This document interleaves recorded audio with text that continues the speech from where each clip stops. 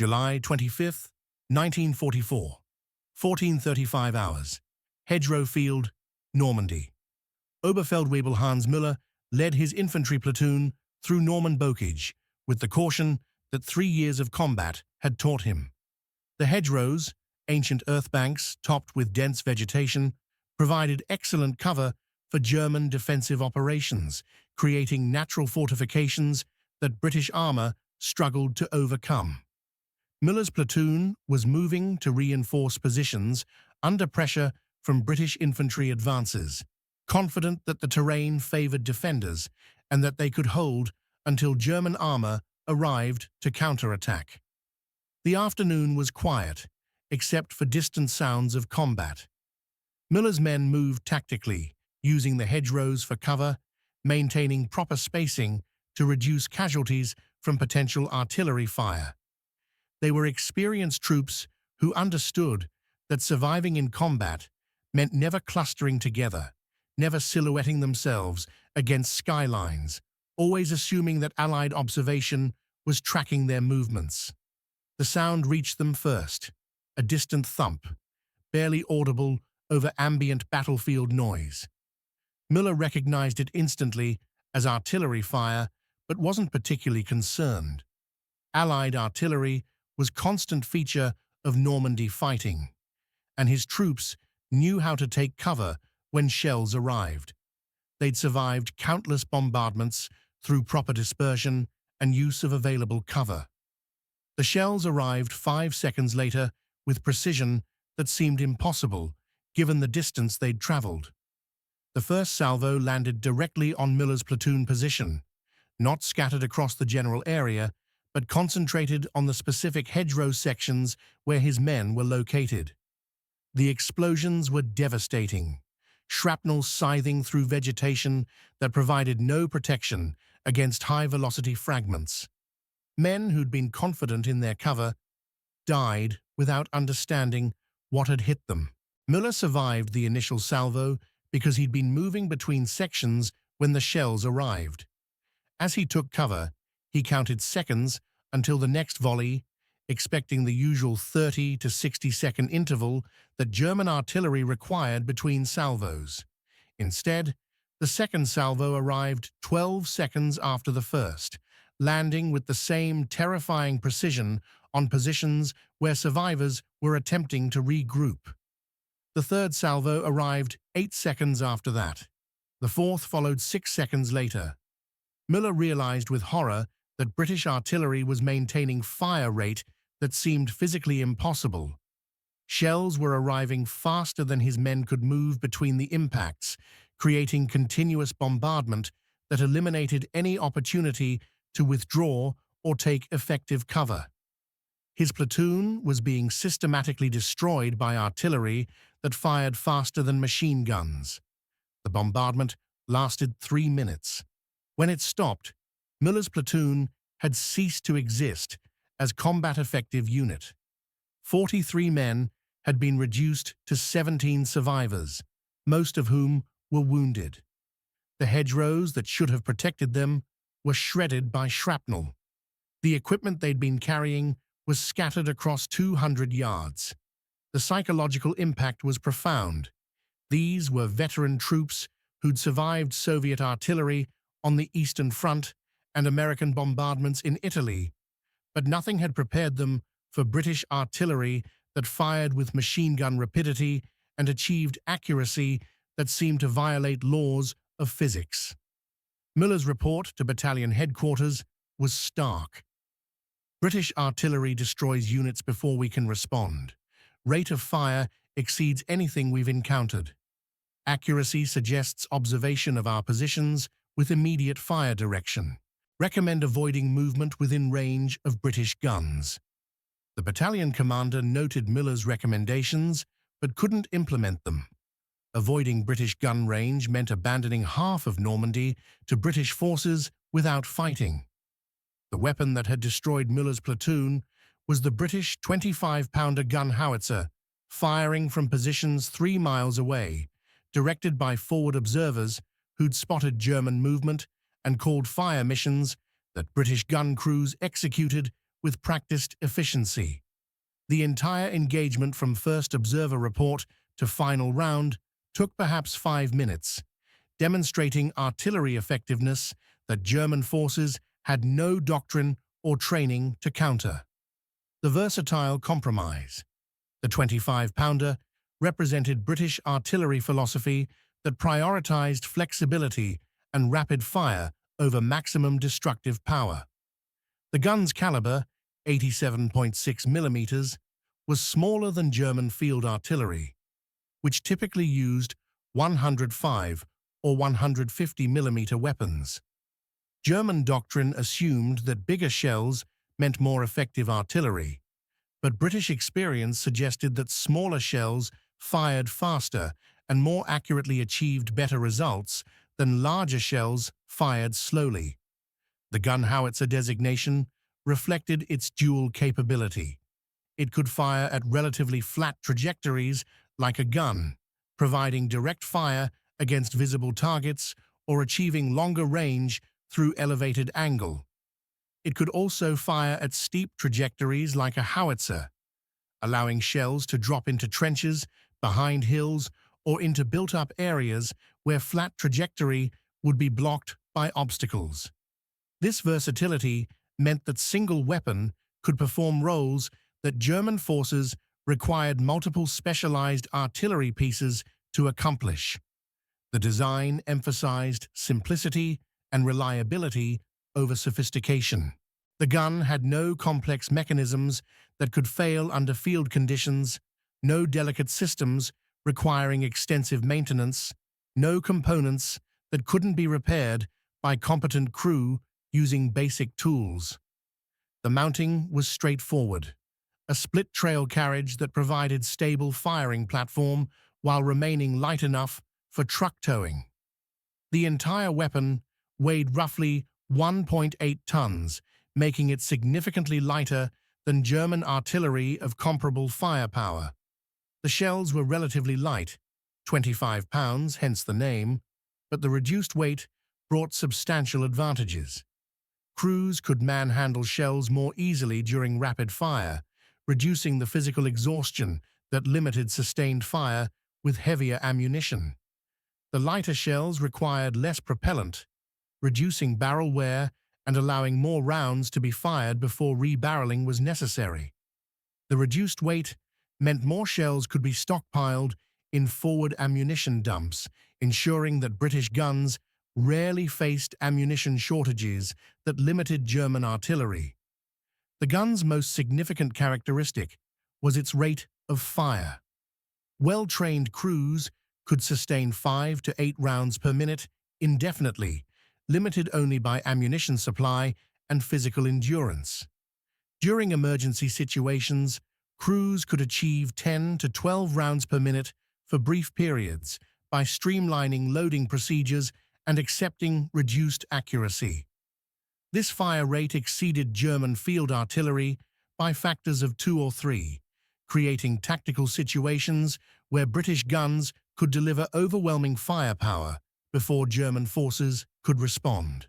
The psychological dimension. The 25-pounder's psychological impact on German forces exceeded its physical destructive power, though that destructive power was substantial. German soldiers learned to fear British artillery more than they feared tanks, aircraft, or infantry assaults because artillery was invisible, could strike anywhere, and killed without warning or opportunity for defense. The sound signature was distinctive. German troops learned to recognize the flat crack of 25-pounder fire, followed several seconds later by the incoming whistle of shells descending.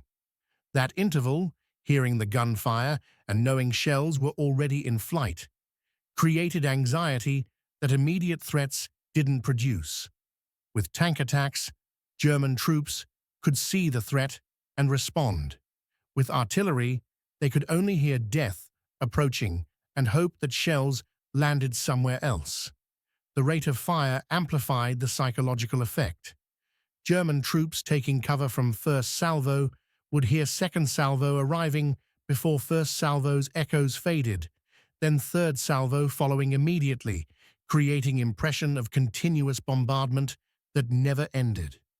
The psychological stress of being under sustained, accurate fire was profound, degrading combat effectiveness even among troops who weren't physically wounded. Unteroffizier Klaus Weber survived multiple encounters with British artillery during the Normandy campaign and described the psychological impact in letters that survived the war. British guns fire continuously with accuracy that suggests they observe every move we make. Taking cover provides no safety because shells arrive precisely where we hide. The only protection is remaining absolutely still and hoping observers lose sight of our positions. But remaining still means we cannot accomplish tactical objectives, cannot reinforce threatened positions, cannot withdraw when situations deteriorate. British artillery paralyzes our operations more effectively than their tanks or infantry ever could. The knowledge that British artillery could engage targets within minutes of observation created operational paralysis. German units couldn't concentrate forces without risk of immediate bombardment. They couldn't conduct daylight movements without accepting casualties. They couldn't establish defensive positions without those positions being engaged by artillery that seemingly knew their exact locations. The cumulative effect was German forces operating under constant threat of artillery fire that could arrive at any moment without warning. El Alamain's lessons. The Second Battle of El Alamein in October 1942 demonstrated 25-pounder capabilities at operational scale. British forces deployed over 1,000 guns that conducted bombardments so intense that they fundamentally altered how artillery could affect battle outcomes. The opening barrage on October 23rd involved approximately 900 guns firing simultaneously, creating artillery concentration unprecedented in desert warfare. The bombardment lasted hours, shifting from German artillery positions to infantry positions to command posts to supply dumps. German forces that had withstood previous British attacks found themselves unable to respond effectively under sustained, accurate fire that destroyed communications, suppressed defensive weapons, and shattered morale. German commanders' reports from El Alamein specifically emphasized British artillery as the decisive factor. Panzer Army Africa's War Diary noted, "Enemy artillery fire of extraordinary intensity and accuracy. Our artillery unable to respond effectively due to counter-battery fire that locates and engages our gun positions within minutes of our firing. Infantry positions subjected to continuous bombardment that prevents organized resistance. Tank formations targeted by concentrated artillery that inflicts casualties before they can engage enemy armor." The psychological impact was measurable through increasing surrender rates as the battle progressed. German units that might have continued resisting ground attacks surrendered under sustained artillery fire that offered no opportunity for effective defense.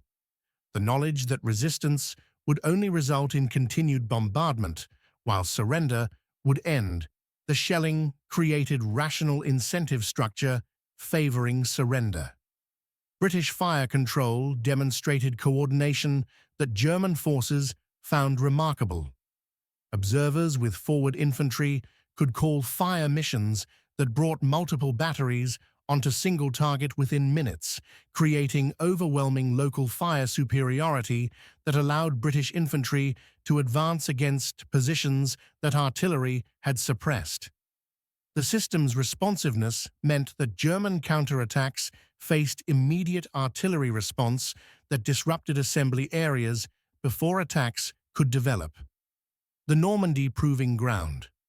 The Norman bocage created terrain conditions that favored defenders and challenged attackers, but British artillery proved capable of defeating advantages that hedgerows provided German forces.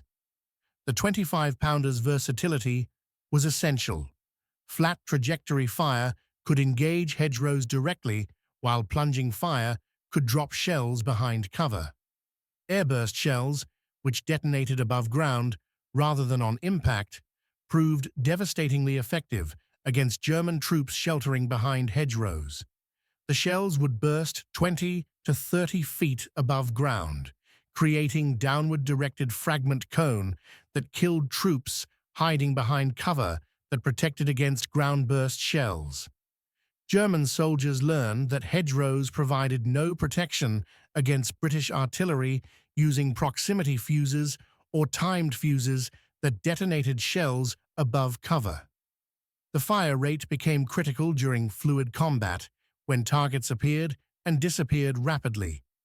British guns could engage newly identified targets with multiple salvos before German forces could relocate, creating situations where German movement was effectively impossible under observation. The cumulative effect was German tactical mobility, declining to point where daytime operations became suicidal, forcing German forces to move only at night when British observation was limited. Forward observers operating with British infantry developed intimate understanding of bocage warfare and could direct fire with precision that terrain's complexity should have prevented. They learned to identify defilade positions where German troops sheltered, to predict likely German movement routes between hedgerows, and to call fire missions that interdicted German tactical operations before they could develop. The integration between infantry and artillery became so seamless that British attacks routinely featured artillery preparation that transitioned smoothly into infantry assault without communication delays. The final accounting Hans Müller's destroyed platoon was one incident among thousands where British artillery achieved tactical effects that exceeded expectations based on the weapon's specifications. The 25-pounder wasn't the largest gun, wasn't the longest-ranged artillery, wasn't the most destructive weapon in British arsenal, but it was the most feared because it combined adequate power with exceptional responsiveness, creating weapon system that German forces had no effective countermeasures against. The gun's operational success validated British artillery philosophy that emphasized fire rate and accuracy over maximum shell size. German heavy artillery fired larger shells but couldn't match British fire rates or responsiveness. The cumulative firepower delivered by 25-pounders firing rapidly exceeded what heavier guns achieved through individual shell effects. British doctrine had identified correct balance between destructive power and tactical flexibility. Post-war analysis revealed that British artillery caused more German casualties than any other weapon system in European theatre, though exact attribution is impossible given combat's chaotic nature. German veterans consistently identified artillery as their most feared threat, with specific emphasis on British guns, rate of fire, and accuracy. The psychological impact, the knowledge that British artillery could engage targets anywhere within range with minimal warning, affected German operational planning throughout the war's latter stages. The 25-pounder served throughout the war and decades afterward, proving its basic design soundness through extended operational service. The gun participated in every major British campaign, from North African desert to Italian mountains, to Norman hedgerows to German forests. In each terrain and tactical situation, the weapon proved adequately powerful, sufficiently accurate, and reliably effective. German soldiers who survived British artillery bombardments maintained consistent assessment across post-war decades. The 25-pounder was more terrifying than tanks because tanks could be seen, engaged, potentially defeated. Artillery was invisible killer that struck without warning from positions beyond visual range, delivered shells with mechanical regularity that suggested infinite ammunition supplies, and achieved accuracy that seemed impossible given the ranges involved. The gun that German intelligence dismissed as medium-caliber compromise, became the weapon German infantry feared most because it represented British military effectiveness at its finest, adequate rather than excessive, responsive rather than overwhelming, effective through coordination rather than individual superiority. The 25-pounder didn't win battles through dramatic firepower displays, but through accumulated effects of thousands of fire missions that suppressed German defenses, disrupted German operations, and gradually destroyed German combat effectiveness through sustained, accurate fire that German forces couldn't counter or escape. The flat crack of 25-pounder fire became sound. German soldiers learned to fear more than any other battlefield noise because that sound meant shells were already in flight, would arrive with terrifying accuracy, and would be followed by additional salvos that fired faster than seemed physically possible. The gun that looked unimpressive on paper proved devastating in practice through British organizational efficiency that transformed adequate weapon into feared implement of destruction.